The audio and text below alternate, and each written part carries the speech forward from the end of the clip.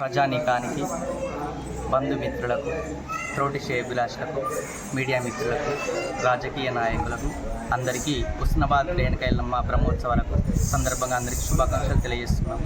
మేము ఓరగల్లు శివశక్తుల సంఘం తరపున మేము వరంగల్ జిల్లా నుండి వరంగల్ జిల్లా దుగ్గొండి మండలం దేశాయపల్లి పవన్ స్వామి చౌదరి, వరంగల్ జిల్లా చౌదరి. ఇక మేము గత 18 సంవత్సరాల నుంచి హుస్నాబాద్ రేణుకా ఎల్లమ్మ అమ్మవారికి మేము బోనాలు తీయడం ఆనవాయితీగా నడుస్తుంది. మేము ప్రతి ఆట అమ్మవారికి సీరియస్ రైక ఒడిబియ్యము, అమ్మవారికి పటము, 4 గల్ల సవారి, ఈ అమ్మవారికి ఇష్టమైనటువంటి కళ్ళు శాఖలు సమర్పించడం జరుగుతుంది. మేము కూడా అమ్మవారి సేవ లోపల మా దేశాయపల్లి గ్రామం లోపల రేణుకా ఎల్లమ్మ గుడి కట్టుకోవడం, అమ్మవారి పేరు మీద మేము జీవనాధారం కొనసాగించడం జరుగుతున్నది. మేము ప్రతి ఆట అమ్మవారికి మేము బ్రహ్మోత్సవాల సందర్భంలో కూడా ప్రతిసారి అమ్మవారి మొక్కులు చెల్లించుకుంటాము. ఈ అటువంటి కాంగ్రెస్ ప్రభుత్వం ముఖ్యమంత్రి వర్యులు రేవంత్ రెడ్డి గారికి, కరీంనగర్ జిల్లా మంత్రివర్యులు పొన్నం ప్రభాకర్ సార్ గారికి, మరి ఒకటువంటి చైర్మన్ దండు లక్ష్మి గారికి, వైస్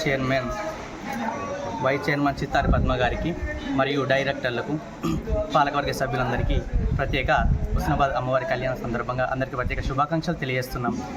గత రాను రోజుల నుంచి హుస్నాబాద్ రేణుకా ఎల్లమ్మ వీళ్ళ యొక్క ఆధ్వర్యం లోపల అభివృద్ధి చెందడం జరుగుతున్నది. చాలా సంతోషకరమైనటువంటి ముఖ్య సందేశము.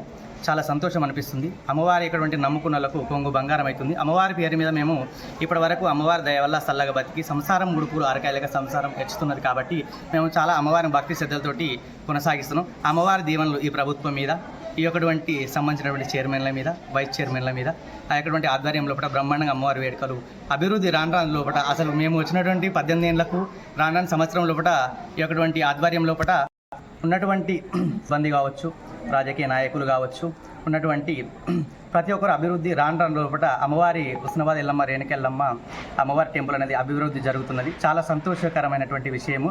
రాను జనాలు కూడా పెరిగిపోతున్నారు. కనుక సౌకర్యాలు కూడా దృష్టిలో పెట్టుకొని ఇంకా మంచిగా చేస్తే ఇంకా బాగుంటుంది అనేది ఇప్పటివరకు అయితే చాలా సాటిస్ఫై అవుతున్నాం. మేము ప్రభుత్వానికి ప్రత్యేకంగా కృతజ్ఞతలు తెలియజేస్తున్నాం.